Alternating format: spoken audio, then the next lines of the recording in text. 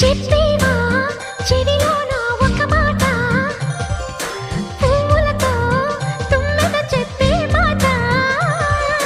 నీ చిరునవ్వు సాక్షిగా తాజ్ మహల్ నాదట, నీ పెదవంచు సాక్షిగా షాజహాను నేనట. నీ తీయని ప్రేమకి నా పెదవే నజరానా, నీ పైటకి నేనిక బానిసనే నెరజానా.